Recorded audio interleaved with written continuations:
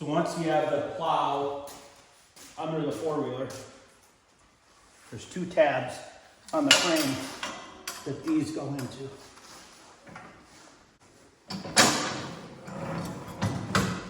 Slide them on there. Connect your winch.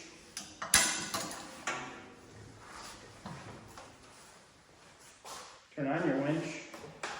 Pull it in and it'll automatically pull it up into the frame.